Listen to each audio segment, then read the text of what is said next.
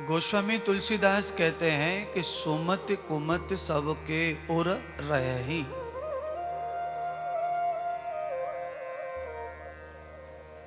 गोस्वामी तुलसीदास ने ये प्रमाणित किया और उससे पहले भी महर्षि वाल्मीकि जी ने भी रामायण में और हमारे उपनिषदों में ये सिद्धांत निहित है, लिखा हुआ है कि सृष्टि में कोई शरीरधारी जिसको बुद्धि है, चाहे वो ब्रह्म रूप ही है, उसके अंदर ही ये कुमत सुमत दोनों विराजमान रहते हैं। कुमत सुमत का अर्थ आप समझ गए, और बहुत अर्थ समझ में न आया हो तो अच्छाई बुराई कुसंग सत्संग सबके साथ जुड़ा हुआ है।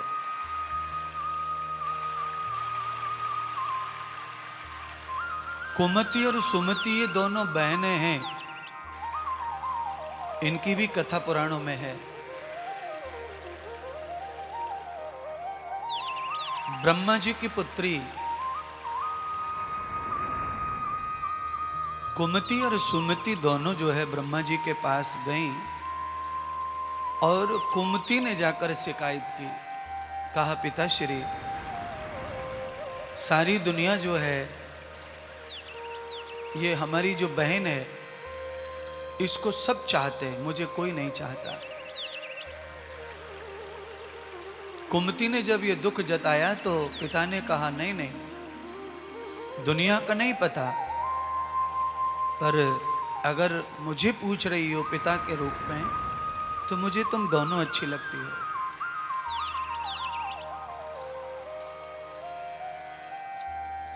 कुमति ने कहा कि जमाने को हम अच्छी नहीं लगती एक, तो आपको पिताश्री मैं कैसे अच्छी लगती हूं।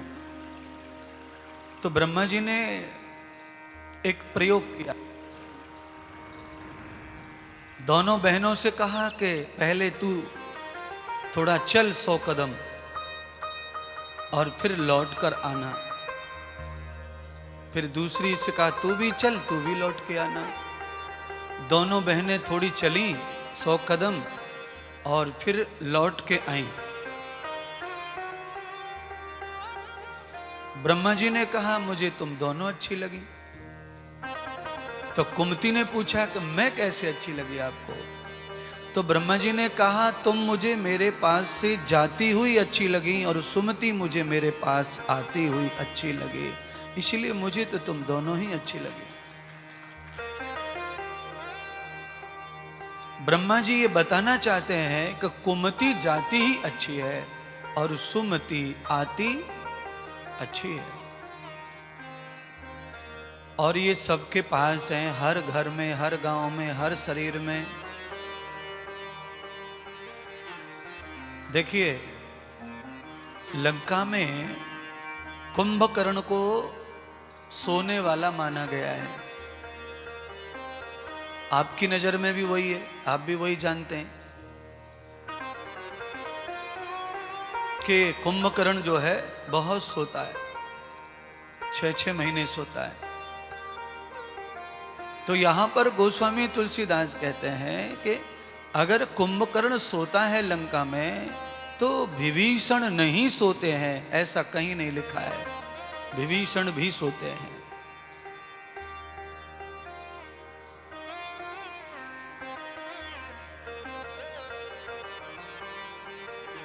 विभीषण और कुंभकर्ण दोनों भ्राता हैं, दोनों एक ही गांव में घर में रहते हैं और दोनों सोते हैं।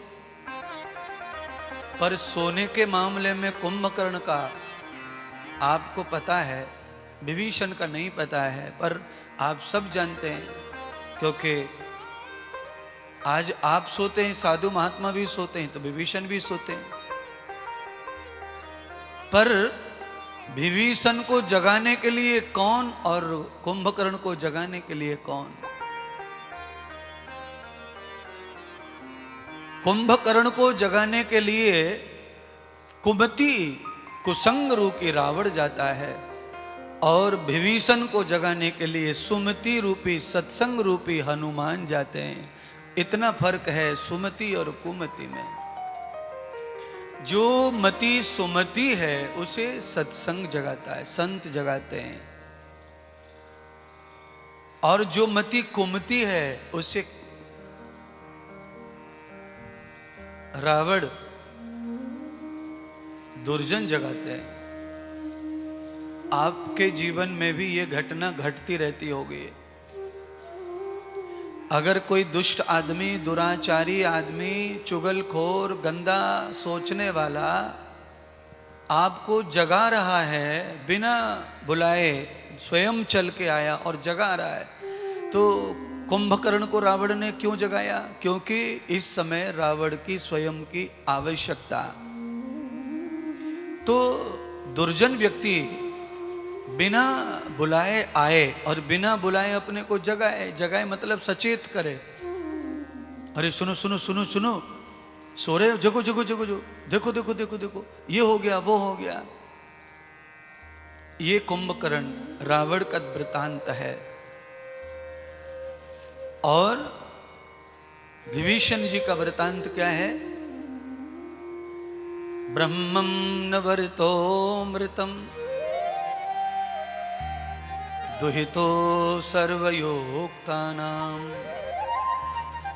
संत कह रहे हैं कि विभीषण को हनुमान जी ने जगाया तो उस समय काल था सुबह 4 बजे ब्रह्म मुहूर्त में, और कुंभकर्ण को रावण ने जगाया, वो काल था शाम को रात के 12।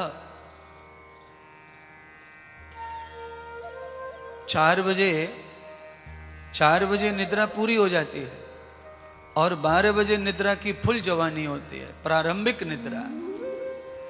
यानी कि दुर्जन जब भी जगाएगा आपके सुख में भंग डालेगा, और सज्जन सत्संग जब जगाएगा तब आपके सुख में वृद्धि करेगा, उसे खत्म नहीं करेगा। अच्छा बोलो, 12 बजे अचानक कोई घटना घट जाए, हम जग जाएं, तो फिर रात में दोबारा नींद आना कठिन हो जाता है।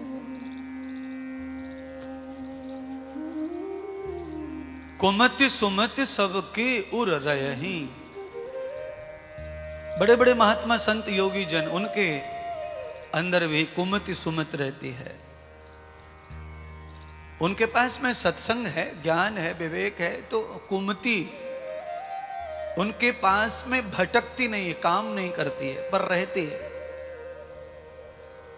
और एक और गजब बात गोस्वामी जी कहते हैं कि जहां कुमति है, जहां सुमति है, वहीं राम भी है, भगवान भी वहीं रहता है। ये और ध्यान रखो, कुमति सुमति के संग भगवान है।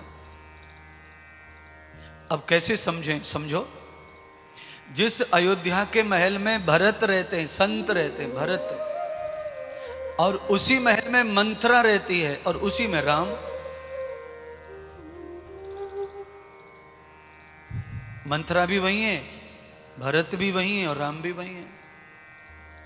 तो गोस्वामी तुलसीदास ने बताया कि जो हृदय रूपी अयोध्या है, उसमें मंत्रा रूपी कुविचार रहते हैं, और भरत जैसे सत्य विचार रहते हैं, और राम भी वहीं रहते हैं, और वहीं रहकर राम काम करते हैं। जैसे दूध को फटने की प्रक्रिया और दूध को नहीं फटने की प्रक्रिया दूध में ही मौजूद है। दोनों प्रक्रिया हमें जात नहीं होती, समझ नहीं आता। आप में से कोई भी ऐसा विद्वान नहीं है कि जब कच्चा दूध भगोनी में चढ़ाए और उससे पहले बता दे कि दूध फटेगा। कोई नहीं बता सकता है। आपको ये पता है कि कढ़ाई में साबुन वगैरह लगा है, कढ़ाई में कुछ खट्टा पट्टा लगा है, तो आप फिर कह सकते हैं कि आज तो दूध फटेगा, क्योंकि आपको मालूम है पहले से दूध फाड़ने वाला केमिकल कढ़ाई में मौजूद है। अगर पात्र शुद्ध है, पवित्र है, तो फिर आप निश्चित नहीं कर सकते कि कब कुमति आएगी दूध में और कब सुमति रहेगी। इसीलिए बुद्धि का कोई स्तर नहीं होता है। बुद्धि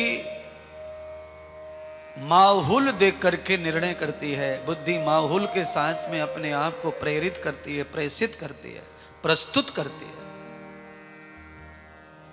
आप देखिए, चोर जब बलवान होता है, देखो बुद्धि का कमाल।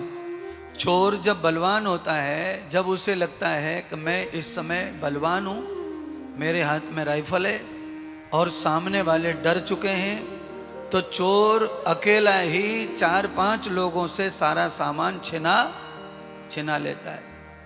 अच्छा, चोर को जब ये लगता है कि ये 3-4 लोग ने मुझे पकड़ लिया और ये मेरी जान ले लेंगे, तो चोर की बुद्धि एकदम बदल जाती है। कैसे बदल जाती है? फिर वो कहता है मैं तुम्हारे पैर छूता हूँ, मैं तुम्हारे पैर पड़ता हूँ और मुझसे गलती हो गई, अब कभी नहीं करूँगा, एक बार मुझे माफ़ी दे दो। ये वही चोर है जो थोड़ी देर पहले कह रहा था जान से मार दूंगा, निकालो निकालो। इतनी जल्दी बुद्धि परिवर्तन करती है माहौल देख करके। इसीलिए जन्म से लेकर मृत्यु तक कोई महान आदमी महान ही रहेगा, वो कभी कुछ गलत नहीं करेगा, यह भी असंभव है। और कोई गलत व्यक्ति गलत रहेगा, वो सज्जन नहीं बनेगा, ये भी असंभव। गलत व्यक्ति सज्जन हो सकता है, सज्जन व्यक्ति दुर्जन हो सकता है। परिस्थिति, समय का, माहौल का चक्कर जब चलता है तो बुद्धि खुद अपने आप में नहीं रहती है, वो माहौल के साथ में काम करती है, माहौल के साथ बदलती है। वो अपना काम छोड़ देती है। और बुद्धि का सही स्वभाव यही है, उसी स्वभाव में बुद्धि हमेशा रत रहती है। और उसी की वजह से कभी कोई आपका विश्वास करता है और कभी कोई विश्वास नहीं करता है। आप वही हैं, आप तो वही हैं, मैं भी वही हूं, पर मेरा कुछ लोग विश्वास करते हैं, कुछ नहीं करते। और जो लोग विश्वास नहीं करते, मैंने उनका भी कुछ नहीं बिगाड़ा है। आपका कोई लोग विश्वास नहीं करते, आपने भी उनका कुछ नहीं बिगाड़ा है। पर कुमति सुमति सबके उर रहे, सबके पास में कुमति सुमति है, सबके पास अच्छा बुरा विचार है, सबके पास में अच्छाई बुराई है। तो आवश्यक नहीं है कि हमें सब पसंद करें, आवश्यक नहीं है कि हम हमेशा अच्छा काम करें। जो भी सृष्टि पर आया उसे अच्छाई और बुराई से ही परिचित किया गया। संसार में बुराई निकालने वाले बुराई निकालते रहते हैं, अच्छाई निकालने वाले अच्छाई निकालते रहते हैं। हर वस्तु का यही धर्म है। कोई आदमी बैंगन खा ले तो सब शरीर में खुजली हो जाती है, और किसी को बिना बैंगन के अच्छा नहीं लगता है। कोई आदमी ग्वार की फली खा ले तो पित्त उखड़ाता है, कब्जी हो जाती है, पेट फूल जाता है। और किसी आदमी को ग्वार की फली बहुत सुंदर भाती है। कई आदमी दूध को पीते ही अफरा हो जाता है, कई आदमी को दूध के बगैर नींद नहीं आती है। तो जैसे तुलसीदास कहते हैं कि सुमति कुमति सबके उर रहे, ऐसे ही संपूर्ण जड़ पदार्थों में भी दोनों चीज रहती है, गुण अवगुण। जिस पानी को पी के हमारी प्यास बुझती है, जो अमृत है, हमारा जीवन देने वाला है, कभी कभी वही पानी ऐसा ठसका देता है कि हार्ट अटैक भी आ जाता है। कभी कभी पानी से ठसका लग जाता है, और पानी के ठसका इतना खतरनाक होता है, प्राण बचाने वाला प्राण हर लेता है कभी कभी। क्यों? यही सत्य है, जो जीवन दाता है वही जीवन लेने वाला है। कल की कथा में आपने सुना था, बार बार ये कहा जा रहा था कि तुम मार सकते हो तो मार दो, पर जिंदा कर सकते हो तो मारो। कौन कह रहा था? गजराज की पत्नी हथनी कह रही थी भगवान श्री हरि से तो हरि तो वैसे ही थे, उन्होंने तो लीला कर दी, जिंदा कर दिया उसके पति को, क्योंकि मारने वाला बचाने वाला था, तो दोनों काम हो गए। तो क्या फिर आप ये कर सकते हो? अगर आपसे कोई कहे कि तुम अच्छे नहीं हो, बुरे हो, तुम अच्छे हो जाओ, तो क्या अच्छे हो सकते हो? हो सकते हैं अगर चाहे तो, क्योंकि आपके पास में अच्छा होने का भी गुण है, सुमति भी आपके पास है। केवल कुमति हमारे पास नहीं है, सुमति कुमति दोनों, ये दोनों ही विचार हैं, दोनों मति हैं, दोनों बुद्धि हैं, और इन दोनों के बीच में राम रहते हैं, भगवान रहते हैं। और सुनिए,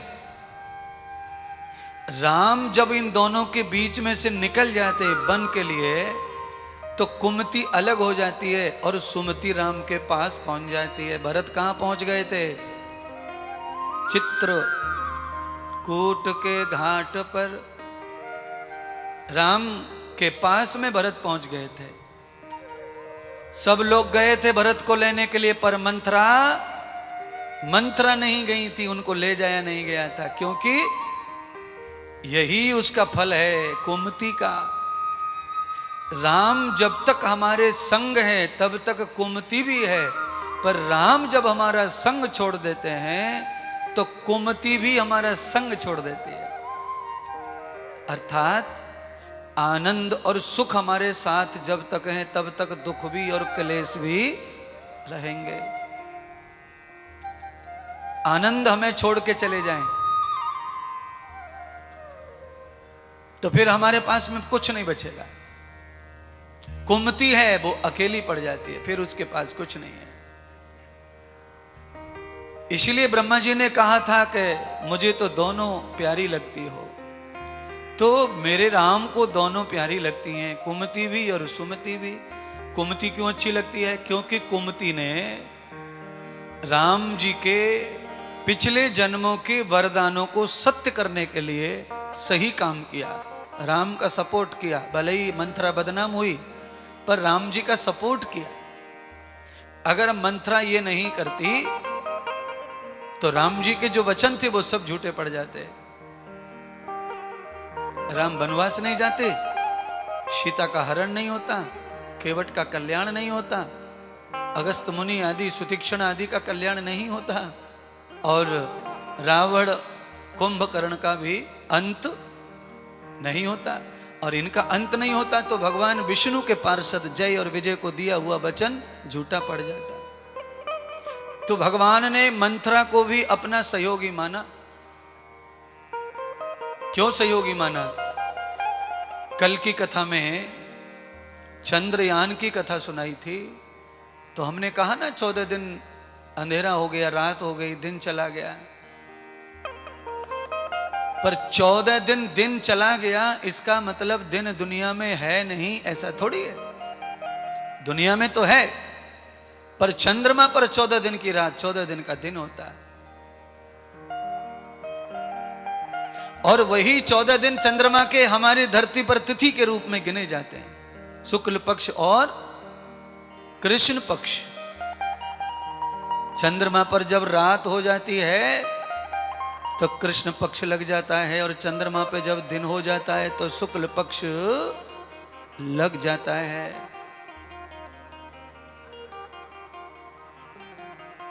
तो दोनों चंद्रमा पर भी है। सूर्य के पास में क्या है? बेहद तेज है, पर बेहद तेज के अंदर छोटे छोटे दाग हैं, वो कुमति है। इसीलिए सुमत कुमत उर सबके उर रही, सबके उर मतलब हम सबके अंदर ही अच्छाई बुराइयां हैं, कम ज्यादा। पर मेरे प्यारे बंधुओं, मैं समझाने का प्रयत्न ये कर रहा हूं कि स्वयं भगवान भी धरती पे आते हैं तो उन्हें भी इन दोनों से जूझना पड़ता है। कुमति भले ही कम हो, सुमति ज्यादा हो, पर उनके अंदर भी ये दोनों का परामर्श होता है, स्थापना होती है। उसके बगैर शरीर बुद्धि ये सब मिक्स नहीं हो सकते।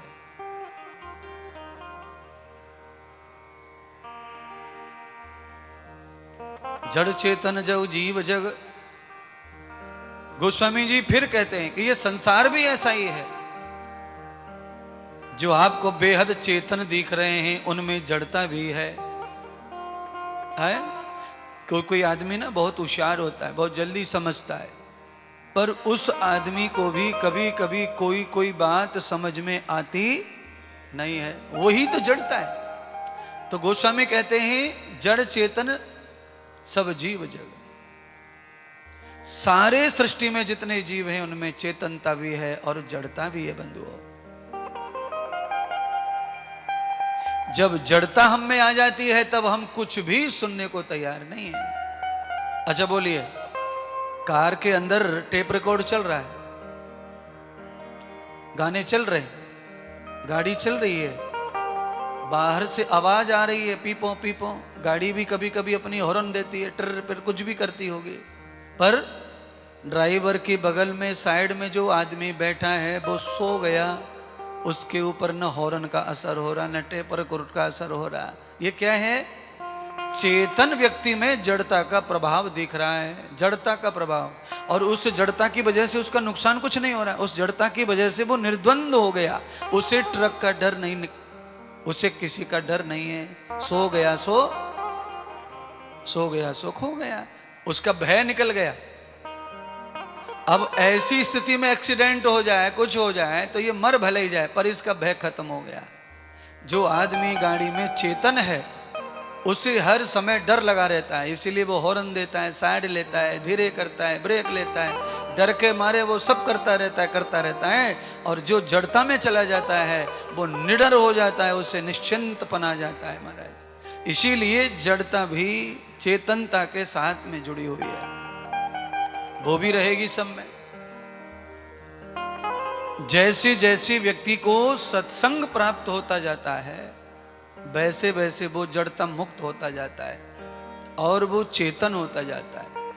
तो सत्संग के साथ में जो जड़ता खत्म होती है, चेतनता आती है, उसमें केवल एक ही परिणाम रह जाता है, दो परिणाम नहीं रह जाते उसमें ये पॉजिटिव एनर्जी, उसमें ये सही बात हो जाती है कि आदमी सावधान, चेतन, जागृत भी रहता है और निडर भी रहता है, फिर उसे डर नहीं रहता है। एक आदमी जब जगता है तो डरता है, एक आदमी सो जाए तो नहीं डरता है।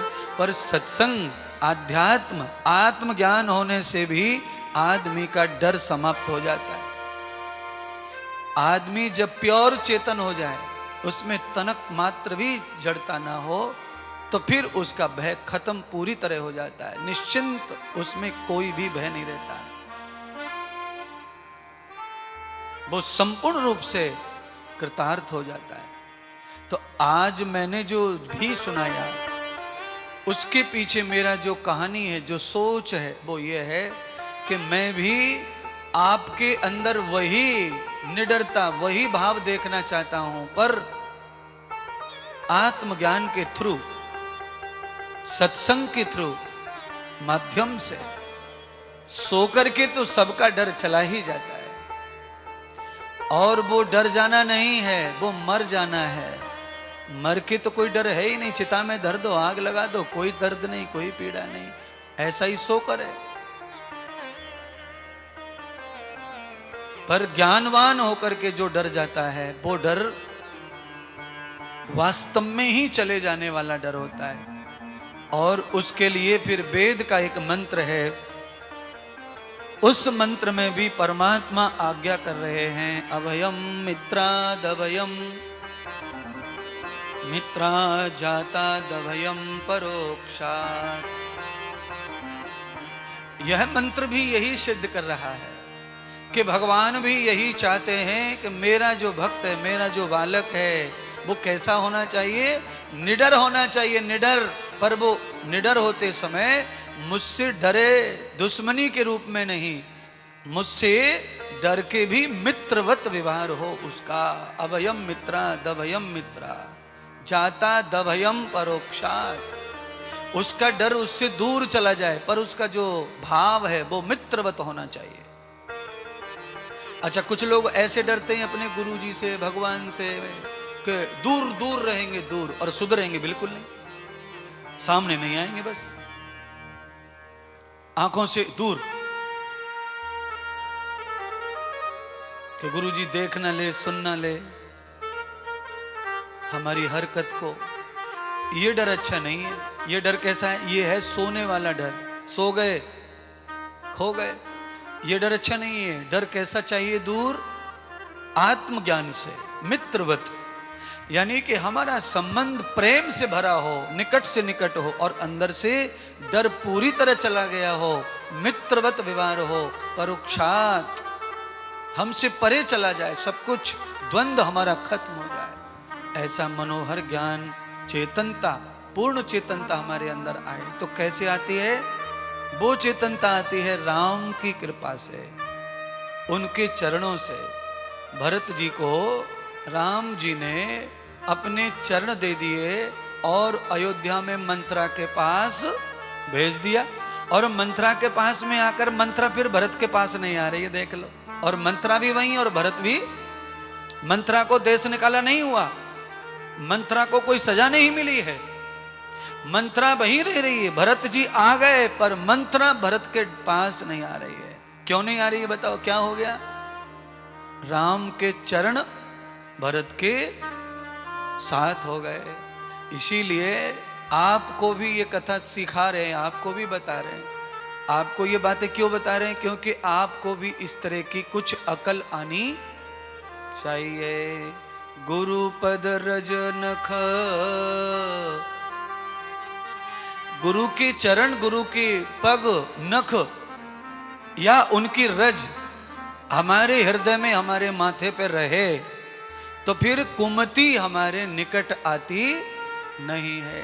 संग रहकर भी वो हमारे ऊपर हो भी नहीं होती, दूर रहती है। तो कुमति सुमति सब के उर रहे ही। ऐसे ही जन्म और मृत्यु सब जीव के साथ जुड़ी है। यहां पर भी ऐसी कथा है, जन्म और मृत्यु सबके साथ जुड़ी है। पर कबीर जी क्या कहते हैं? कबीर जी कहते हैं कि जो खीली से लग रहे उनको कालन खाए। चलती चक्की देख कर, चलती चक्की देख कर और गए कबीर ठड़ियाए। जो खीली से लग रहे उनको कालन खाए। परमात्मा रूपी कील से, चक्की को घुमाने वाली कील से जो दाना लग जाता है उसे कोई काल यानी पीस नहीं सकता। ऐसे ही भगवत चरणों से जो व्यक्ति लग गया है उसकी सेवा में, उसे मंत्रा जैसी कुमति भी परेशान फिर करती नहीं है। तो हमें क्या चाहिए भाई? बुराई से बचने के लिए, कुपुत्र कुबचारों से बचने के लिए, कुबुद्धि से बचने के लिए, रावण जैसे संग से बचने के लिए, मोबाइल पर फोन पे मैसेज पे जो हमें जगह जगह के बता रहे हैं किसी की बुराई किसी की अच्छाई, ऐसे लोगों से बचने के लिए क्या करना चाहिए? या तो अपने गुरुदेव के चरणों में पूरा का पूरा माथा टेक दो, भगवान राम के चरणों में टेक दो, गणेश के चरणों में टेक दो। जब हमारा माथा उनके चरणों में चला जाता है तो माथे में कुमति टिकती नहीं है। फिर दुष्ट जनों की बात हमें नहीं भाती। और अगर हमारा माथा नहीं है गुरुदेव के चरणों में, राम के चरणों में, तो फिर दुष्टों की बात हमें इतनी भाती है कि फिर हम खुद ही उन्हें पूछते रहते फोन लगा लगा के, भाई और कुछ नया समाचार, कुछ और बात बताओ, कुछ और बताओ, कुछ और बताओ, खराब और खराब। ये है कुमति का और सुमति का चक्कर। आज आपने क्या सीखा व्याख्यान के माध्यम से? आज आपने शायद ये सीखा कि राम जहां रहते हैं वहीं कुमति सुमति रहते, भरत और मंत्रा। राम चले गए तो सुमति को बुला लिया और अपने चरण पादुका दे दिए भरत को।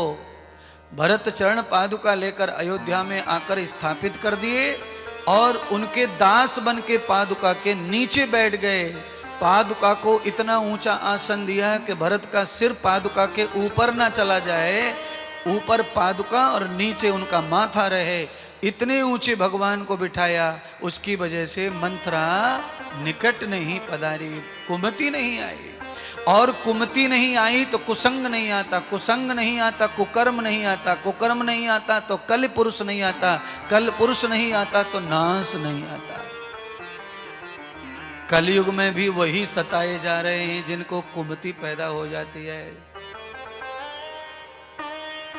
और वो सबको हो सकती है, थोड़े दिन, 4 दिन, 10 दिन, 1 दिन। उससे तो बचने का एक ही उपाय है कि भगवत चरण, ईश्वरीय चरण, सतगुरु चरण है। ये ही चरण ऐसे हैं कि इनमें बैठ के कुमति फिर हमारे निकट नहीं आती बंधुओं। और ये सच बात है, आप अग्नि जला के जंगल में बैठ जाओ, फिर शेर आपके पास आ सकता नहीं है। शेर किसी चीज से डरता नहीं है सिवाय अग्नि के। शेर अग्नि से डरता है। अगर अग्नि आपके पास में है तो शेर नहीं आएगा आपके पास।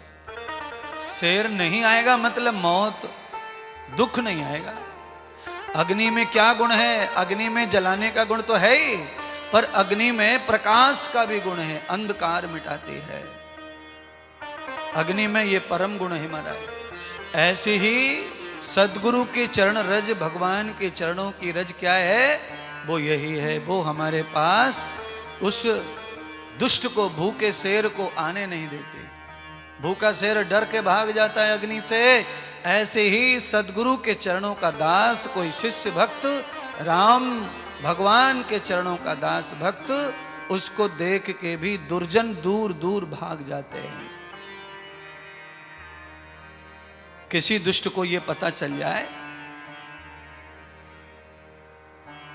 कि मेरी चुगली चाटी का उन पे असर नहीं होगा, वो तो उनके परम भक्त हैं, तो वो वहां पे ज्यादा कोशिश नहीं करेगा भड़काने की, चटकाने की बातों को। और जहां उसे ये लगेगा कि ये भ्रमित भक्त हैं, भटके हुए भक्त हैं, वहां वो बहुत कोशिश करेगा, बार बार करेगा। आपके जीवन में खलबली, दुख, दर्द, क्लेश हमेशा पैदा होते रहेंगे। किसकी वजह से? कुमति की वजह से, उसके संग की वजह से। इसीलिए प्यारे भक्तों, बंधुओं, आज के व्याख्यान का श्रेय यही है कि कुमति उमति दोनों हमारे पास रहें, पर राम जी के संग ये रहती हैं। एक दिन राम कुमति के कारण अयोध्या छोड़ जाते हैं। ऐसा आपके लाइफ में ना हो कि आपके हृदय रूपी अयोध्या को राम कुमति के कारण छोड़ के चले जाएं। इसीलिए कोशिश यही करो कि सुमति रूपी, संत रूपी, सत रूपी, सरलता रूपी आपका जीवन, आपका विचार राम जी के चरणों का दास बना रहे, जिससे पुनः वो कुमति आपके निकट न आए। ये बहुत ही जरूरी है। इसके बगैर जीवन हमारा सुदृढ़ नहीं रहता है। क्यों?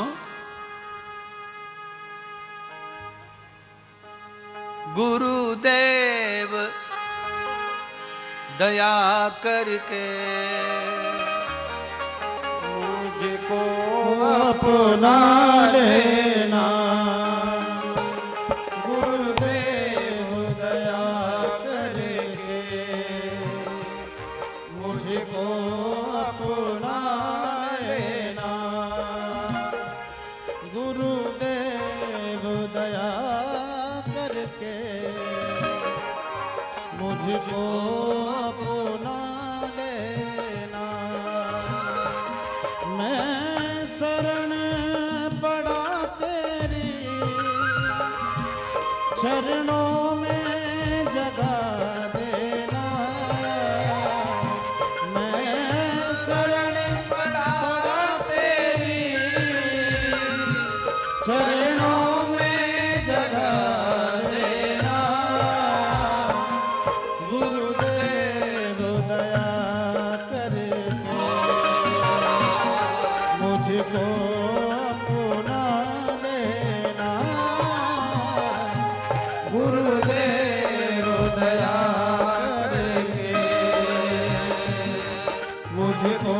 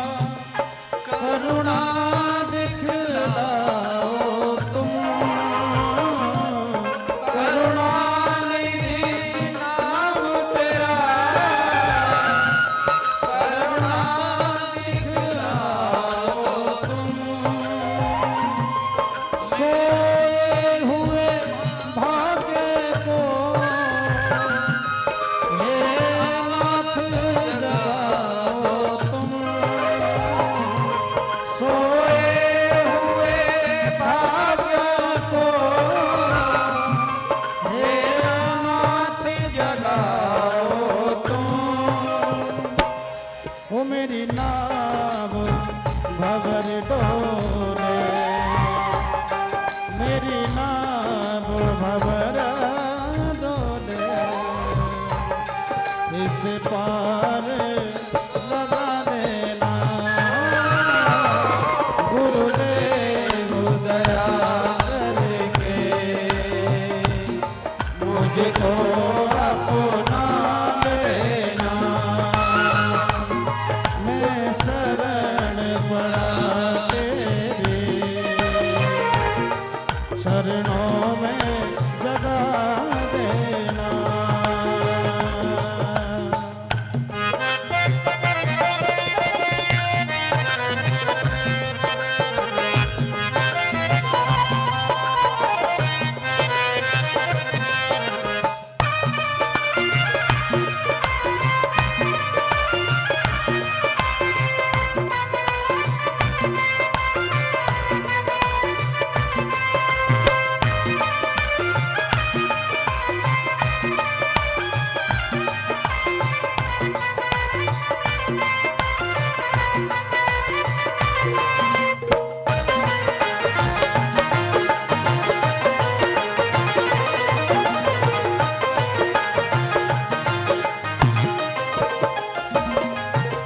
तुम सुख के सहारे हो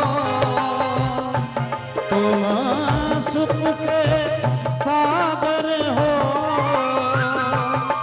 निर्धन के सहारे हो तुम सुख के सागर हो निर्धन के सहारे हो इस तनु में समाए हो मुझे प्राणों से प्यारे हो इस तनु में समाए हो मुझे प्राणों से प्यारे हो नित माला जपूं तेरी हो नित माला जपूं तेरी नहीं दिल से भुला देना गुरुदेव दया करके मुझको अपना लेना गुरुदेव दया करके मुझको अपना लेना गुरुदेव दया करके मुझको अपना लेना गुरुदेव दया करके मुझको अपना लेना मुझको अपना लेना मुझको अपना लेना मुझको अपना लेना बोली सदगुरुदेव भगवान की जय हो गणेश भगवान की जय हो।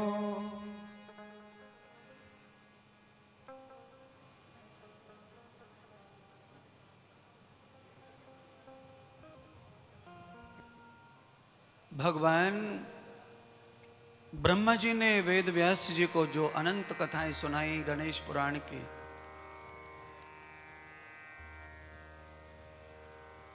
आज महर्षि भृगु राजा सोमकांत को गणेश जी के अनंत अनेक नामों का वृतांत कह रहे हैं।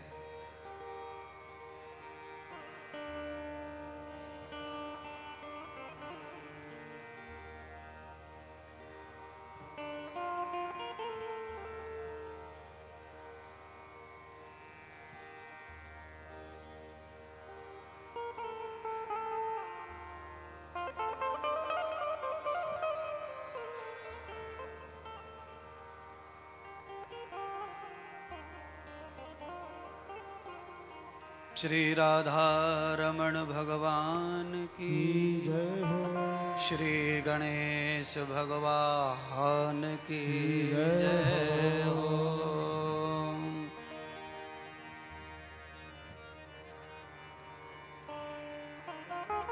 भगवान श्री गणेश के मोहतकट नाम का कथन भृगु ऋषि ने सुनाया राजा सोमकांत को।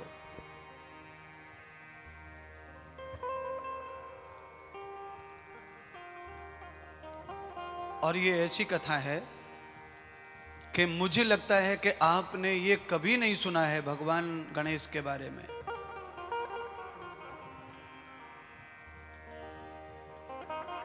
मोहतकट भगवान गणेश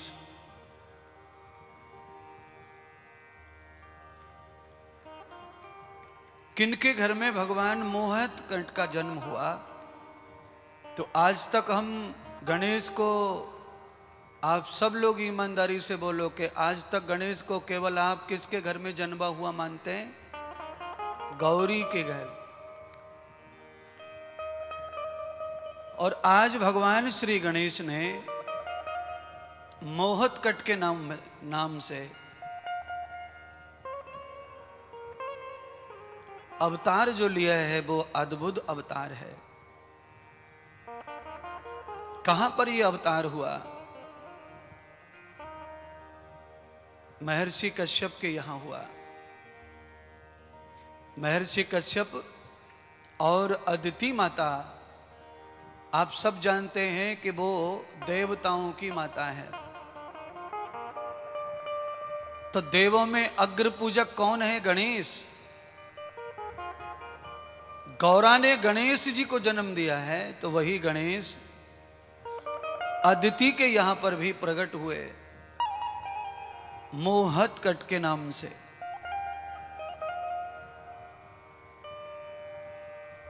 माता अदिति के मन में आज अचानक ऐसा वेग पैदा हुआ, चंचलता पैदा हुई कि मैंने अनेक महापुरुषों को, अनेक दिव्य देवताओं को जन्म दिया है, तो मैं क्यों ना,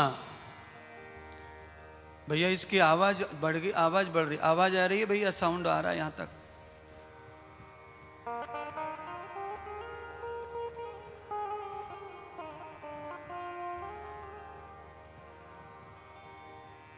महर्षि कश्यप के पास गई और उस समय महर्षि कश्यप यज्ञ आदि कर्म कर रहे थे। तब अदिति माता ने अपने हृदय की जो बात है वो पति को बताई। महर्षि कश्यप ने कहा, देवी तुम्हारे हृदय में अच्छी बात का जन्म हुआ है। तुम्हें स्वप्न जो आया है, तुमने जो भी सपना देखा है, वो सपना अगर साकार हो जाए तो जगत का कल्याण होगा। तो उस सपने को साकार करने के लिए तुम उन्हीं गजानन को भजो, उनका ध्यान करो। तो महर्षि कश्यप के आदेश के अनुसार अदिति माता ने भगवान गणराज, भगवान गणेश का ध्यान किया। और ध्यान से गणेश भगवान जब प्रसन्न हुए तो अदिति से उन्होंने वरदान के लिए कहा। तो अदिति माता ने वरदान के रूप में गणेश जी को ही पुत्र के रूप में मांगा कि आप मेरे यहां, मैंने पुत्र के रूप में आपका रात सपने में दर्शन किया, और वही मेरी उत्कंठा भी पैदा हो गई है कि आप मेरे पुत्र बन के आओ। तो भगवान गणेश जिस रूप में पैदा होकर आए, अदिति माता ने जब देखा और गणेश जी ने पूछा, तो अदिति कहती है कि ये जो आपका जो ये रूप है, मुझे इस रूप में आप नहीं चाहिए। आप अपने जो अवयव हैं ये सब हटाओ, मुझे ममता से आपको पालना है, आपको खिलाना है, आपको बड़ा करना है, और मुझे आपकी मां बनकर के आपको देखना है।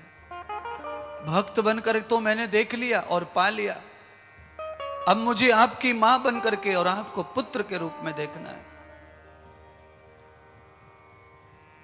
तो अदिति माता की इच्छा को भगवान जानते थे कि इनकी जो इच्छा है ये जगत कल्याण के लिए है। जगत कल्याण की भावना से अदिति माता ने जो भी व्रत तप किए गणेश भगवान के, आज गणेश भगवान ने अपना रूप दर्शन दे करके उनकी इच्छा पूरी करते हुए आज उनके घर में बालक रूप में अवतरण धारण कर लिया, जन्म ले लिया। और जन्म लेते ही सारे देवता वहां पहुंच गए उत्सव मनाने के लिए। कोई भी देवता ऐसा नहीं था जो न पहुंचा हो, सब पहुंचे। और सब देवताओं ने गणेश की महिमा को तो जाना हुआ ही था। महर्षि कश्यप ने सब देवताओं को यह संदेश दे दिया था कि अदिति की तपस्या से प्रसन्न होकर स्वयं गणराज हमारे यहां प्रकट हुए। और वो गणराज हमारे यहां जो प्रकट हुए हैं वो मोहित कट रूप के नाम से उनका अवतरण हुआ है। यानी कि माता अदिति की ममता के कारण, मोह के कारण जिनका अवतार हुआ, इसलिए उनका ये नाम है मोहतकट श्री गणेश। सारे देवी देवता आए, सबने बधाई का आनंद लिया, बधाई दी। धीरे धीरे गणेश बड़े हो रहे हैं, माता अदिति पाल रही हैं, पोस रही हैं। राजा सोमकांत को कहा भृगु ऋषि ने, देखो राजन, आज माता जो अदिति हैं वो सरोवर में स्नान करने के लिए चली गई हैं। और पीछे से श्री मोहतकट राजा भगवान गणेश भी अपनी मां के पीछे पीछे चले गए। मां सरोवर में स्नान करने लगी तो सीढ़ियों पर बैठे चले गए। मां ने देखा ही नहीं कि बेटा आया होगा, बेटा तो घर छोड़ा है। पीछे से चले गए कड़र कड़र के घुटनों के बल। और जैसे मां नहाने लगी सरोवर में तो बालक मोहितकट गणेश भी अपनी मां के पास जाना चाहते थे, इसीलिए वो पानी में उतर गए और डूब गए। पानी में डूबे तो उनको मगरमच्छ ने पकड़ लिया। और जब मगर ने पकड़ा, माता पार्वती को उछल कूद दिखाई पड़ी। तो मगर ने झपट्टा मारा तो माता अदिति को पता चला। तो अदिति ने देखा कि मेरा ये बालक है, और मगर ने पकड़ लिया। अब अदिति जो है चिल्लाए, चीखे, अरे कोई बचाओ मेरे पुत्र को। मगर ने पकड़ लिया, मगर ने पकड़ लिया। अदिति माता ने मां होने के नाते घबरा गई, रोने लगी, चिल्लाने लगी। तो अदिति माता ने देखा कि एक दिव्य विराट स्वरूप प्रकट हुआ उस बालक का। और उस विराट स्वरूप के कारण, उस विराट स्वरूप की शक्ति के कारण, उस शक्ति के हाथों से मगर का वध हो गया, मगर मारा गया। यानी कि मोहतकट भगवान गणेश ने मगर को सरोवर में ही मार डाला। और जब सरोवर में मगर को मार डाला तो उस मगर की मृत्यु के बाद वहां एक और सुंदर पुरुष का प्राकट्य हो गया। तदुर्वम न लक्ष्य प्रवर्ति वेद वीणा विशारद। जैसे ही उस मगर में से एक आदमी का प्राकट्य हुआ, उसके हाथ में अचानक वीणा आ गई और वो वेद की श्रुतियां गाने लग गया। माता अदिति को बड़ा अचंभा हुआ कि मगर से छोटा बालक कैसे बच सकता है। और वो बचा तो एक दिव्य शक्ति का प्राकट हुआ, उसने बचाया। यानी कि माता अदिति कहती है कि मेरे बालक को गणेश जी ने बचाया। माँ जो है भ्रमित हो गई है, माँ भ्रम में पड़ गई।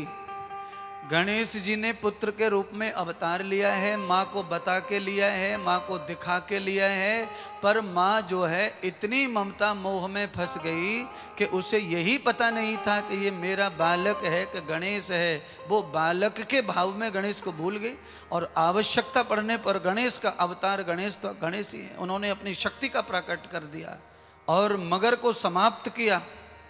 मगर में से जो पुरुष निकला उससे अदिति ने पूछा कि तुम कौन हो और तुम्हारे मगर के बाद में ये अवतार तुम्हारा जन्म हुआ है और तुम कौन हो तो ये बताओ।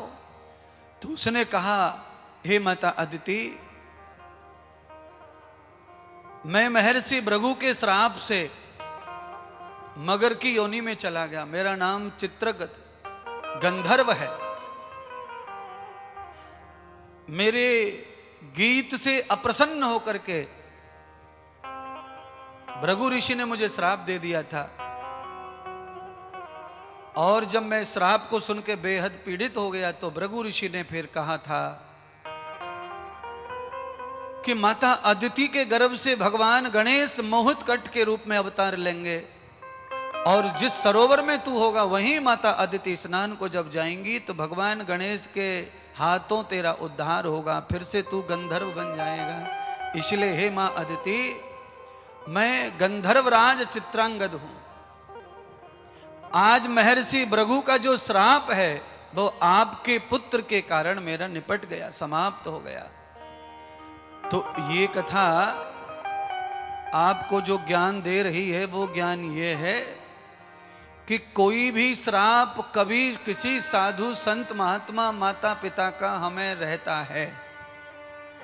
सदैव माता आशीर्वाद नहीं देती, सदैव महात्मा संत आशीर्वाद नहीं, सदैव गुरु भी संत आशीर्वाद नहीं। जीवन में वो कभी कभार श्राप भी देते। तो वो जो श्राप उन्होंने दिया, क्रोध बस कुछ भी तुम्हें कह दिया है, वो झूठ नहीं होगा, वो भी सत्य होगा। चाहे क्रोधवश ही श्राप दिया गया हो और चाहे तुम्हें कुछ कह दिया हो, वो झूठ नहीं होगा, वो तुम्हारे साथ ही लिपटा रहेगा। पर ऐसे श्रापों से मुक्त होने के लिए ऐसे ही संत महापुरुषों का स्पर्श करने से ऐसे श्रापों का नाश हो जाता है और हम पुनरागति कर लेते हैं।